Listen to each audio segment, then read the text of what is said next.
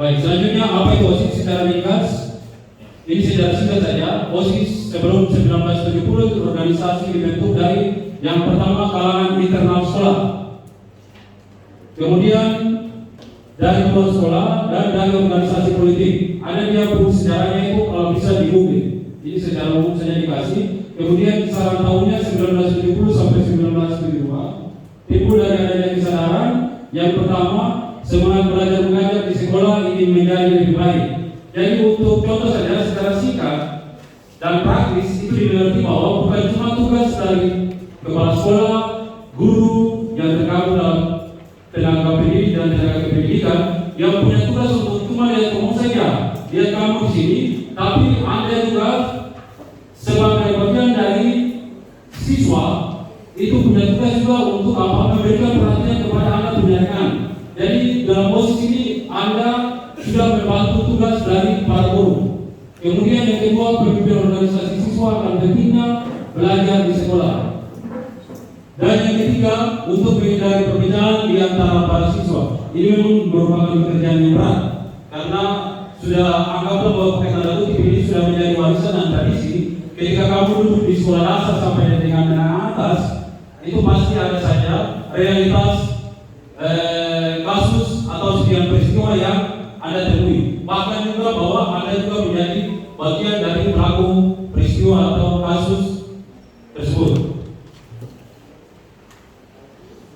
Selanjutnya mereka bersepakat untuk mendirikan organisasi siswa intrasekolah di sekolah masing-masing. OSIS kan singkatan dari organisasi siswa intrasekolah ini itu mengandung pengertian seperti apa. Ini logo dari OSIS SMP. Kemudian selanjutnya OSIS ditetapkan sebagai salah satu jalur pembinaan kesiswaan secara nasional. Meliputi yang pertama OSIS sebagai organisasi kesiswaan, ya. Lalu yang kedua, di dalam OSIS ada latihan kepemimpinan siswa dan pembina OSIS. Jadi siswa dan pembina OSIS itu secara periodik berganti, bukan 3 tahun itu artinya regenerasi ya, karena 3 tahun saja Anda punya masa sekolah di menengah pertama, tingkat menengah pertama. Kemudian juga orientasinya pada kegiatan ekstrakurikuler. Tujuan OSIS yang pertama, menghimpun ide, pemikiran, bakat, kreativitas, serta minat siswa. Menghimpun ide, pemikiran, bakat, kreativitas, serta minat siswa itu bagian dari materi yang dari pertama tadi, ya. Materi yang pertama tadi sampai dan dengan materi terakhir ini, itu di dalamnya itu Anda belajar untuk Anda bisa kembangkan Anda punya ide, kemudian Anda punya bakat minat. Makanya di dalam OSIS ada salah satu bidang yakni bidang olahraga, minat dan bakat, ya. Lalu yang menjadi perhatian kepada Anda bahwa 5 bidang yang ada di SMP Seminari itu belum tentu 5 bidang itu ada pada SMP Santa Teresa Langgur, ada pada SMP Unggulan, ya. Semua punya bidang-bidangnya itu berbeda. Tapi pada intinya bahwa dan pada prinsipnya bahwa semua bidang itu menjalankan tugas sesuai dengan dia punya fungsi pada bidangnya. Kemudian yang kedua, mendorong sikap, jiwa dan semangat kesatuan dan persatuan di antara siswa. Ini yang penting. Kamu mau mempersatukan, kamu punya teman-teman, ya. Sementara kamu di dalam internal kamu saja OSIS tidak punya satu kesatuan. Jadi setelah itu bukan cuma kesatuannya diutuhkan oleh ketua atau wakil, tapi dari Anda sekalian yang duduk di sini, pengurus OSIS maupun pengurus kelas. Lalu yang ketiga, tempat dan sarana berkomunikasi, menyampaikan pikiran dan gagasan, mematangkan kemampuan berpikir, wawasan dan pengambilan keputusan. Itu bahasa tinggi-tinggi semua, tapi kalau secara ringkas bahwa dalam OSIS itu kamu mesti belajar tentang semua itu, ya. Anda punya kemandirian, Anda punya kepedulian terhadap teman, lalu perhatian kepada para guru, itu semua belajar di dalam OSIS. Tegakkan diri Anda dulu, baru Anda bisa tegakkan Anda punya teman-teman. Selanjutnya pengertian dan fungsi OSIS. Pengertian secara semantik. Nah, kita semua tahu bahwa OSIS adalah organisasi siswa intrasekolah. Organisasi kelompok kerjasama antar siswa untuk mencapai tujuan bersama, itu organisasi. Jadi kalau mau belajar organisasi dari kecil, wadah yang kecil, itu yang seperti Mas tadi katakan, kamu belajar organisasi OSIS dulu. Nanti naik ke menengah atas, mungkin selain OSIS ada organisasi lain. Perguruan tinggi itu banyak organisasi, ya. Lalu kemudian siswa sendiri ada peserta didik pada satuan pendidikan, intra berada di dalam dan di antara Anda, internal, intern. Lalu sekolah, satuan pendidikan tempat menyelenggarakan KBM. KBM itu apa? Kegiatan belajar mengajar. Pengertian secara organis, OSIS adalah satu-satunya wadah organisasi siswa yang sah di sekolah. Lalu ada pengertian secara fungsional, OSIS merupakan salah satu dari 4 jalur pembinaan kesiswaan di samping latihan kepemimpinan, ekstrakurikuler dan wawasan wisata mandala. Wawasan utama wadah untuk menampung dan menyalurkan aspirasi siswa serta menetapkan garis-garis program. Pelaksana kegiatan kesiswaan, berbagai macam kegiatan kesiswaan itu di luar kamu punya program yang nanti sekitar setelah makan siang itu Anda bahas per bidang itu di luar itu. Jadi Anda juga membantu untuk kegiatan sekolah di luar kegiatan OSIS. Bisa paham bedakan antara kegiatan OSIS sendiri maupun kegiatan yang lainnya. Lalu yang ketiga, sarana komunikasi antar siswa.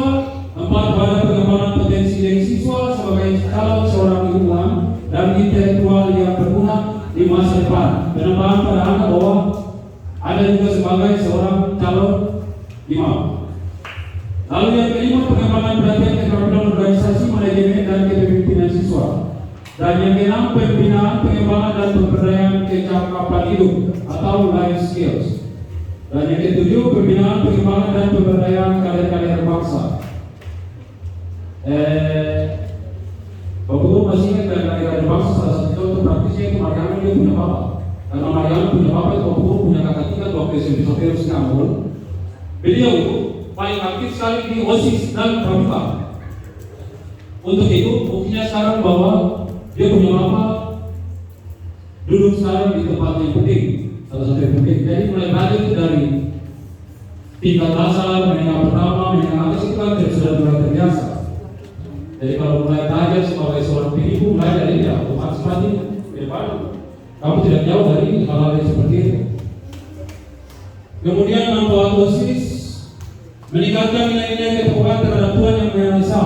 Bidang yang pertama itu bidang keimanan dan ketakwaan terhadap Tuhan Yang Maha Esa, punya tugas sesuai dengan manfaat OSIS yang pertama ini. Jadi cuma bukan kamu punya bidang saja. Kamu harus buat supaya kamu yang semua berkumpul di OSIS, kemudian kamu punya teman-teman di luar OSIS, menjadi orang yang punya ketakwaan terhadap Tuhan Yang Maha Esa. B. Meningkatkan kesadaran berbangsa, bernegara dan cinta tanah air. Cinta tanah air ini tidak usah pikir yang level tinggi. Kamu tidak bisa menjadi pahlawan yang akan membunucik, tidak bisa. Jadilah pahlawan seperti apa? Contoh praktis. Lihat sampah, pungut. Itu kamu sudah menjadi seorang pahlawan bagi kamu punya sekolah. Lalu kemudian manfaat yang ketiga, meningkatkan kepribadian dan budi pekerti luhur. Keempat, itu salah satu bidang itu bidang olahraga. Ya, sekian dalam olahraga. Oke, tugas pengurus OSIS yang pertama menyusun dan melaksanakan program kerja sesuai dengan AD, ART OSIS serta GBPK yang disusun MPK. Kita sekolah punya MPK ada, tapi garis besar pedoman kelas itu tidak tahu, mungkin selama ini sejauh ini Bapak Guru lihat tidak ada. Lalu yang berikutnya, selalu menjunjung tinggi nama baik, kehormatan dan martabat sekolah. Ingat sumpah dan janji OSIS kemarin ya, masih ingat toh? Waktu pelantikan, salah satunya adalah menjaga nama baik alma mater. Lalu yang berikutnya, kepemimpinan pengurus OSIS bersifat kolektif kolegial. Lalu yang berikutnya, menyampaikan laporan pertanggungjawaban kepada pembina OSIS, MPK dan tembusannya kepada perwakilan kelas pada akhir masa jabatannya. Periode yang lalu waktu Bapak Guru masih jadi pembina OSIS, laporan akhirnya belum ada karena kita cuma jalankan, kita punya program 50% saja. 50% sisanya tidak jalan. Yang kelima, tugas yang kelima selalu berkonsultasi dengan pembina. Oke, lalu kemudian rincian tugas pengurus OSIS. Ini rincian tugas ada pada BPI saja. Mulai dari ketua memimpin organisasi dengan baik dan bijaksana. Lalu yang berikutnya, dapat mengkoordinasikan semua aparat kepengurusan, menetapkan kebijaksanaan yang telah dipersiapkan, dan direncanakan oleh aparat kepengurusan, kemudian memimpin rapat. Jadi kalau misalnya tidak ada pembina OSIS di situ, Mariano punya inisiatif, punya tugas, punya kewajiban adalah kumpul itu semua punya teman-teman yang terkumpul dalam pengurusan ini, lalu buat rapat. Ya, kalau memang tidak ada pembina OSIS atau kawan kesiswaan pada saat itu. Lalu yang berikutnya menetapkan kebijaksanaan dan mengambil keputusan berdasarkan musyawarah dan mufakat. Lalu setiap saat ada evaluasi kegiatan aparat kepengurusan. Lalu lanjut pada wakil ketua. Bersama-sama ketua menetapkan kebijaksanaan, memberikan saran kepada ketua dalam rangka mengambil keputusan, kemudian menggantikan ketua jika berhalangan. Lalu membantu ketua dalam melaksanakan tugas, bertanggung jawab kepada ketua, wakil ketua 1 bersama dengan wakil sekretaris 1 mengkoordinasikan 4 seksi 1, 2, 3 dan 4, dan wakil ketua 2 bersama dengan wakil sekretaris 1. Yang poin ke F ini, ya, karena kita tidak jabarkan kita punya wakil sekretaris dan lain, maka kita tahu bahwa cuma 1 orang sekretaris. Tapi khusus untuk bendahara OSIS, paling tidak bendahara OSIS itu bisa jadi ada 2. Ya, supaya apa? Supaya keuangan OSIS kemarin itu tahun lalu, periode lalu cuma 1. Fokusnya 2 supaya 1 bisa membantu untuk buat laporan keuangan, lalu 1 juga bisa jadi sebagai pemegang khas keuangan.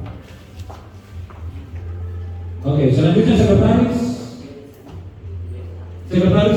Kesepakatan siapa di sini kan?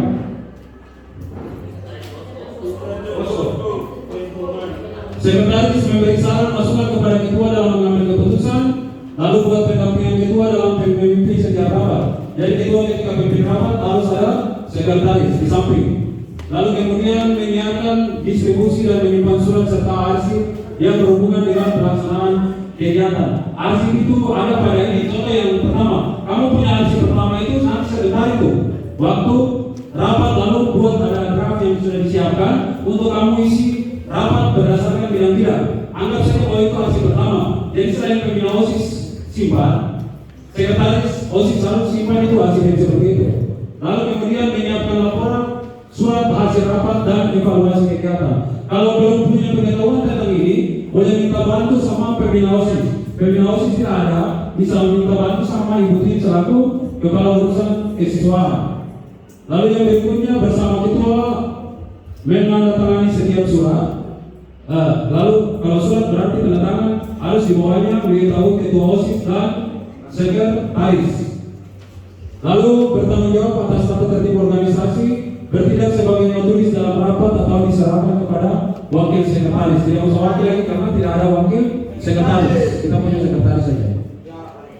Selanjutnya bendahara dan wakil bendahara. Kalau tidak ada wakil bendahara, bendahara saja. Siapa bendahara kemarin?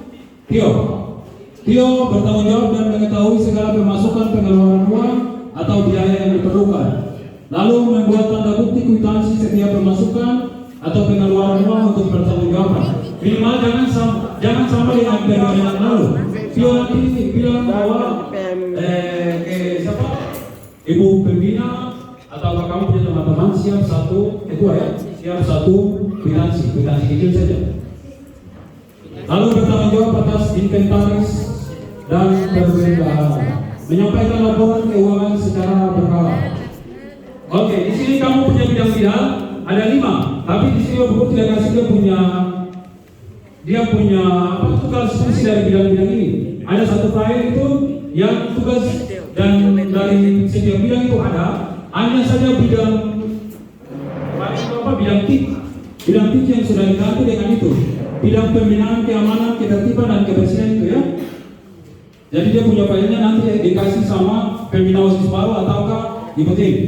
Nah, kamu punya bidang kegiatan ini, nanti sebentar kamu duduk berdasarkan bidang ini seperti arahan tadi bersama dengan guru yang bertanggung jawab atau koordinir kamu untuk bersama-sama susun itu program secara 1 semester saja. Sebenarnya pembentukan OSIS itu 1 tahun ajaran. 1 tahun ajaran kan ada 2 semester. Kamu sudah mulai laksanakan itu dari awal semester ganjil ini. Tapi karena kita terlambat, maka kita cuma mulai dengan semester genap selama kamu punya kepengurusan. Oke, lalu ini majelis pembina OSIS terdiri dari kepala atau wakil kepala sekolah sebagai ketua majelis pembina OSIS, kemudian guru pembina dan kepala urusan kesiswaan sebagai anggota, dapat bergantian setiap tahun pelajaran. Jadi bukan tidak mungkin bahwa tahun pelajaran 2025-2026 sudah tidak lagi Ibu Angel sebagai pembina OSIS kalau memang tidak ada kesepakatan. Tapi kalau misalnya dipertahankan, berarti Ibu Angel tetap menjadi pembina OSIS untuk periode yang akan datang. Lalu MPK terdiri dari wakil-wakil setiap kelas, ketua, wakil ketua, sekretaris. Tapi ada kelas yang tidak ada wakil ketua kan? Cuma ketua saja, lalu sekretaris dan bendahara. Catatan bagi kamu yang masuk dalam pengurus OSIS, lalu kemudian masuk dalam pengurus kelas, berarti ada dua tugas yang diemban oleh kamu ya. Jadi harap bedakan itu, bedakan antara tugas kelas dan tugas OSIS. Oke, itu saja. Sekian dari saya untuk materi kita.